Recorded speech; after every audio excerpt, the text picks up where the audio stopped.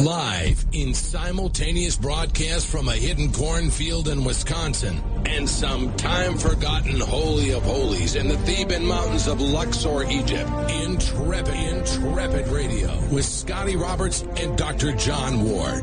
Intelligent talk. I don't even want to get into reintroducing everything we're doing. If you have missed the first hour of this, you've missed a lot of information. We're going to jump right back in with both feet. In L.A., I kind of sidetracked you a little bit, and then I got John in on helping sidetrack you. Let's get back to what you were talking about before we did that, and that is the supernatural aspect of all of this. Well, and it ties in with the prophetic, which was what we spent a half an hour discussing off and on. When we go back into the ancient texts, we find out that there's some sort of a seed war going on between this fallen entity who's incredibly powerful, but also highly malevolent, nefarious. And for whatever reason, he hates humanity. And we hear this first prophecy, your seed and the seed of the woman will be at enmity with one another. And then we get really the first prophecy of the Bible. And it says that from the woman, someone is coming who will crush your head. You'll bruise his heel. He's talking to the fallen cherub. You'll bruise his heel, but he'll crush your head. And that sets it up. That's the first prophecy, and it's thousands and thousands of years ago. The thing is, the fallen one now knows that someone is going to come who will redeem and change everything, who will destroy his kingdom. And he's really ticked off about that, ticked off in a very, very big way. And so this is like a 4-hour conversation because I've written a whole book on it called The Cosmic Chess Match. We see move, counter move, move, counter move, move, counter move. Can I just quickly jump in there?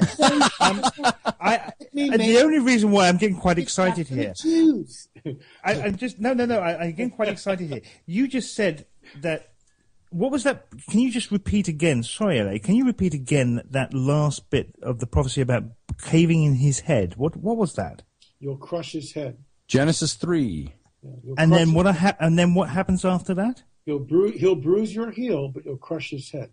You will crush his head. He'll bruise your heel, which is exactly what happened. It's a passage that's considered by Christian scholars, rabbinic scholars alike, I think with very little detraction from it. It's considered to be the first messianic prophecy in the Old Testament, and that is in Eden. Yeah. Because I'd like to refer here to this is again research that I'm currently working on for this thesis. This is the book of the Tuat. This is the old Egyptian book. This is the prelude to the Book of Gates and the Book of the Dead and so forth, along with the pyramid texts. And in the fifth division of the Tuat, before Khepra is reborn, basically the Lord God of everything, the Lord God of creation and so forth, the goddess outstretches her hand, and the kneeling personification of man holds a hatchet to his head, splitting his head open. And the goddess eats and lives upon the blood of the dead and upon that which the gods give her. And then, of course, it goes on. Then the Khepra is then reborn from that particular moment, at that particular moment of the sacrifice of man, and the gods and the goddess feeding upon the blood and upon the souls of them. Khepra is reborn, and there is a new eon, a new day, a new rebirth, and so forth. So I just find that interesting that again I bring in the ancient Egyptian connotations from their old books of their wisdom and knowledge. Sorry. Thank you. Continue, LA. you go, LA. So let me back up and try it again, because this ties into modernity. It's the essence of what's going on today, and it has enormous spiritual complications in unseen realms.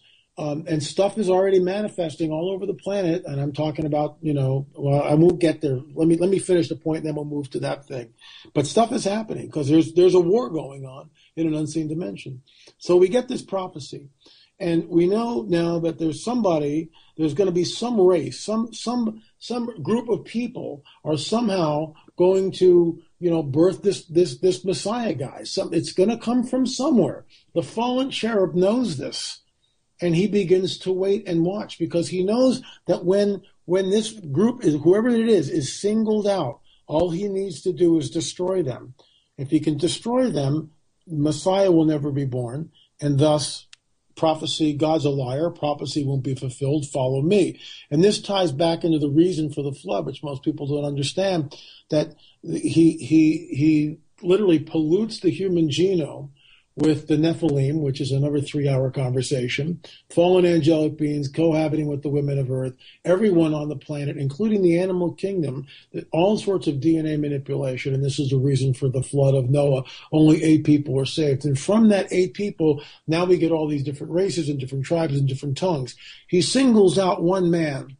And this is a book that I'm working on, which will come out in a couple of years.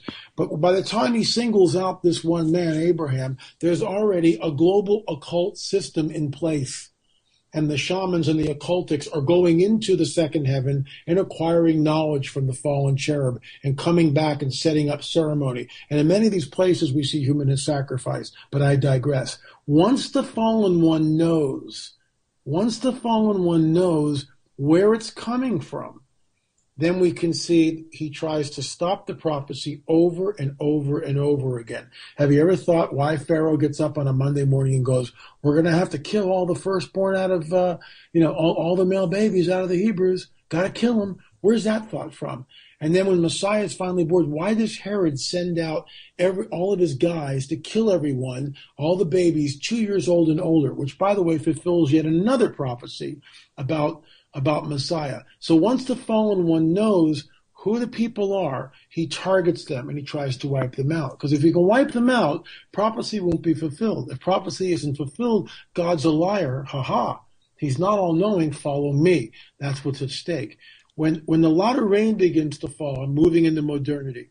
In the 19th century, the latter rain began to fall in the nation of in the Levant, but specifically in the nation of Israel. The latter rain had not fallen for about 1800 years. All of a sudden it begins to fall. We see a trickle of Jews coming into the homeland. I've written about this extensively, Politics, Prophecy, and Supernatural in the Cosmic Chess Match. And there's a trickle of Jews. The fallen one, who's outside our space and time as we know it and resides in the second heaven, sees this and realizes his time is almost up. But he also, because he was already defeated on Calvary, but that's another discussion. But all he needs to do is somehow, if he can wipe out the Jew, if he can kill all the Jews, the prophecy of the Jews returning to their homeland will never happen, thus negating prophecy. It's the same old thing. Cosmic chess match, move, counter move, move, counter move. So if he can do that, then God's a liar, which is what's at stake. And who does he raise up? He raises up his man Hitler, who was an occult adept. We all know that. He had all sorts of power he was a type of Antichrist, in my opinion. And the rest is history. 50 million people slaughtered in Europe, 6 million in the camps. And it makes no sense at all until we plug in the supernatural. And it's exactly what's going on today. Nothing has changed. Listen to this.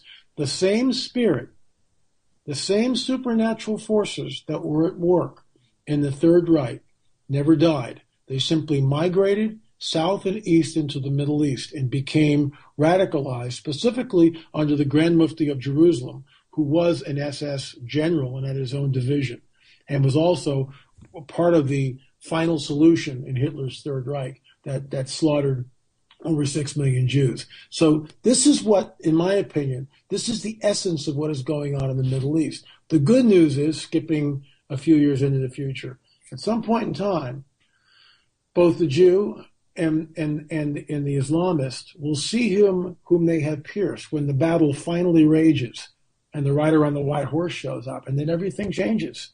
Now that might sound like fantasy, and it is, because all of a sudden it's the supernatural totally interfacing with the natural, which we've never really seen before. But we're starting to see signs of it now as we move into this time. Well, here's a question for you, L.A., and I asked you this during the break. I mean, we went on and on and on during the break. We should have just played right through it. Sorry, KGRA. Sorry, Race. But my big question with all of this is, as we talk about this, I was once just deeply immersed in all of this and was teaching the same thing. And when I started to question certain things about my faith, this is where the questions about these come from. Now, let me ask you this, and no offense to what you believe or what anybody believes out there, but this is all from, as somebody put it in the chat room, it's like trying to prove mythology from within a mythology. Some people will look at this all as Hebrew mythology or Jewish mythology, Christian mythology, religious mythology, and say there are all kinds of world religions out there and cultures that have different mythologies. So what happens when we step outside the box and we look back in and we say, that looks like that faith's version of events?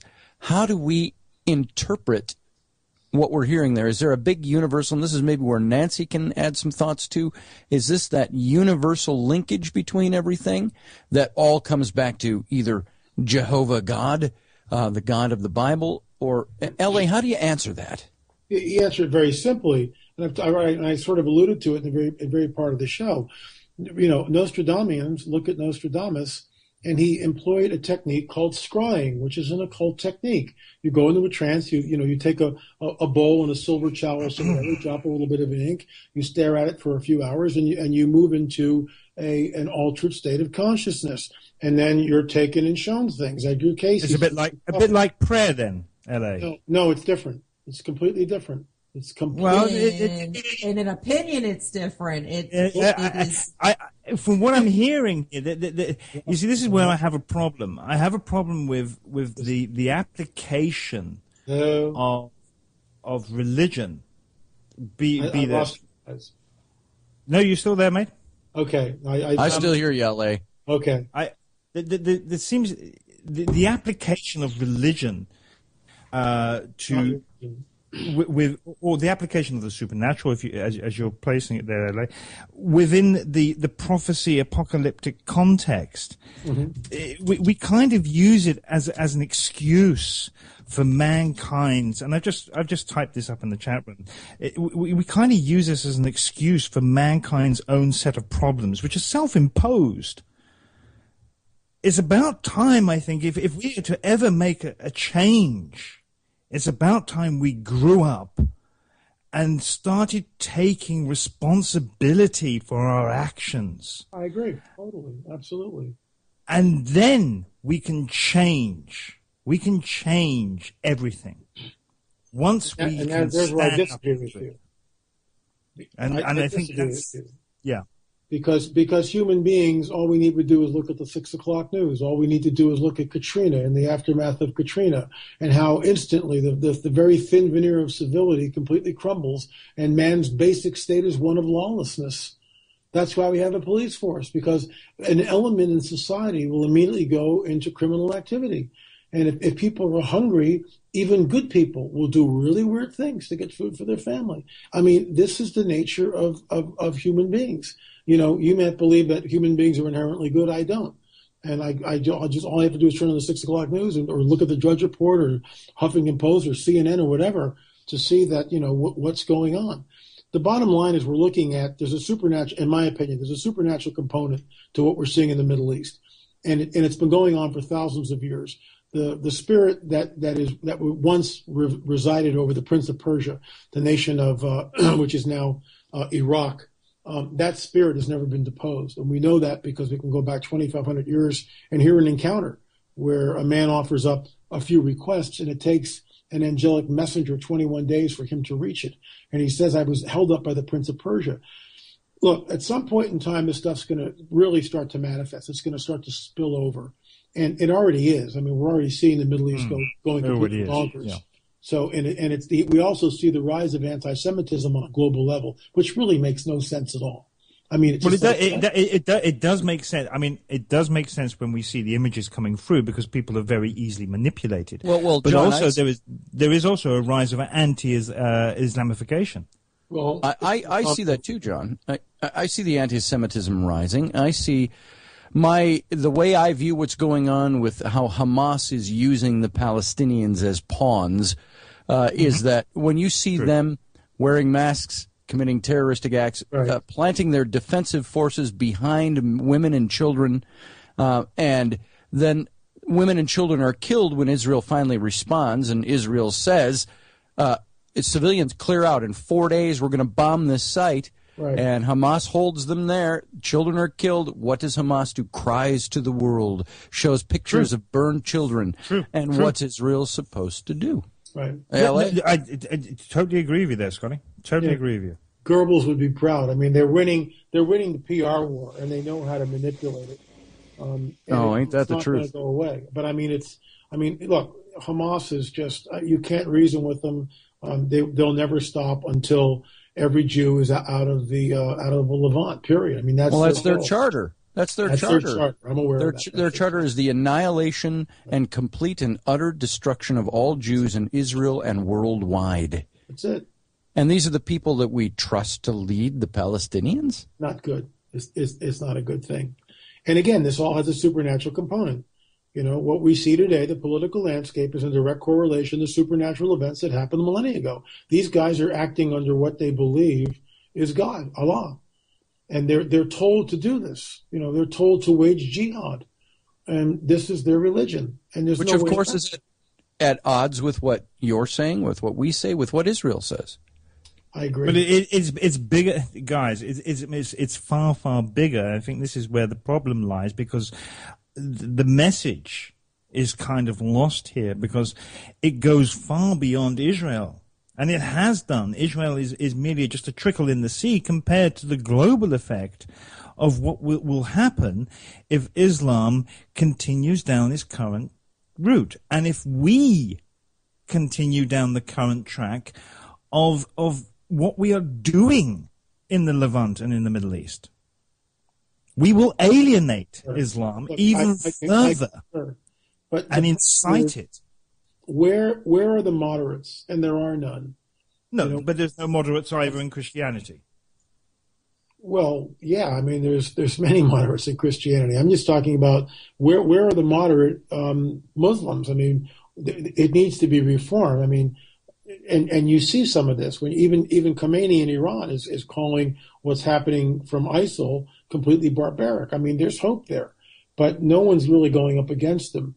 Let me jump ahead to where I think it's all going to go, and I'm not prophesying here, but it's based on lots and lots of research, and it ties in to what some people would call our space brothers. And Darwinism has left a vacuum in pretty much anybody who adheres to it, and Darwinism, of course, is sacrosanct in both academia and the scientific community, and as when Ben Stein sits down in his movie Expelled, when he sits down with Dawkins and he says, Richard, where did life begin? Where did the first self-replicating molecule begin? And of course, Dawkins doesn't know, and he's right when he says no one knows, because no one knows. And so Stein throws him a lifeline. Well, how do you think it happened? And then Dawkins says, well, it could have happened, I suppose, in this way.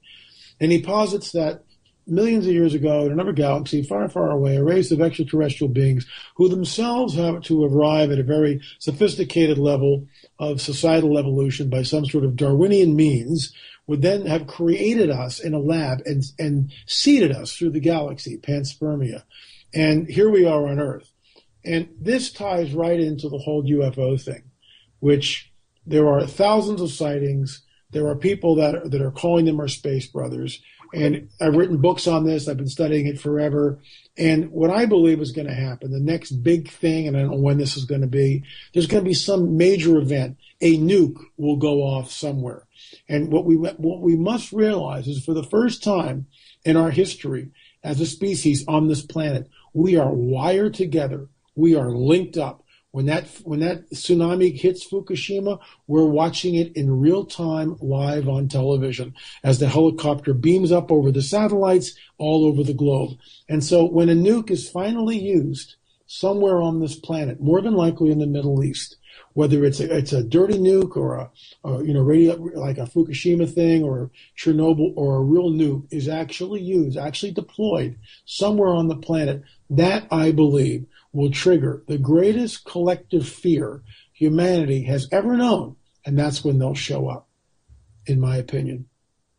That's very interesting to me, and that ties this in. All of this stuff that people theorize about alien races and theorize about all this stuff, it's all linked. Yes, it is. And this is what Nancy, who's very quiet through this, I think she's just respecting your time here, but this is something she impressed upon me with the way she thinks, is it's this universal linking together of everything. Well, even historically, those who study prophecy and those who study culture know very well that the ancient people all wrote cross-culturally about a telekinetic bond that we all shared. I mean, from the Hopi Indians to the Aztecs to the Mayans to the Egyptians, they all had strong beliefs that we were all interconnected, all intertwined, and all able to communicate without the use of voice. So, I mean, there's a lot of evidence there that we were capable of doing things that the Dark Ages pretty much shut down in us. Why is that? Why did the churches shut that down? Why were we forced to pull back on what our natural gifts are? I find it very intriguing. And I always say to people, you know, it's very interesting because we say that we're evolving. I think some are evolving, but I think some are continuing to de-evolve. I think mankind de-evolved for about 1,000 to 1,500 years. Well, let's address the church in the Middle Ages, which had nothing to do with Christianity at all. It's a man-made religion, which completely did the exact opposite of what was supposed to happen. The only model we can go by is what happens in the first 150 years, which turns the ancient world on its head. And then it becomes the state religion with Constantine, and things get completely discombobulated. And you'll get no argument from me. The Dark Ages were some of the bleakest, most disgusting. You know, look at the Spanish Inquisition, look at the Inquisition in general, and that's the Catholic Church has really never apologized, as far as I know, for doing that. I mean, that was the sort of the springboard for the Protestant Reformation. Look, the church as a whole has failed. I don't mind saying that. And the organized religion of the church has failed. And you talk about telekinesis, which is a gift. One of the gifts of the Spirit of a living God is very similar to that, in the sense that when someone speaks in an unknown language, another person interprets. How the heck is that going to happen? How if the person over here is speaking in an unknown tongue, and the person over, and I've experienced this. So I'm not talking, you know, theory or rote. I'm talking like I've been in a session and I've actually had that happen. And it's absolutely profound when it does. But it's done decently in an order. It's not people handling a bunch of rattlesnakes jumping down on some television show or something, or some preacher walking up and down, you know, asking for thousands of dollars and love faith offerings and all this other absolute nonsense, because that's what it is. There's a holy reverential silence when this stuff happens, and someone has an utterance and someone has an interpretation of that utterance, which is incredible. And guess what? Everyone is blessed by it because it lifts people. Most of that has died out in the churches. And instead there's programs, and you look at the nonsense on TV, which has really nothing to do with anything. But I go back to the first century. Something changed. Something happened. Something was incredible. And that experience is still available today. And there are people in China. The church in China is incredible. Like, I think it's like 80,000 people a day had this experience. And the Chinese communists are freaking out about it.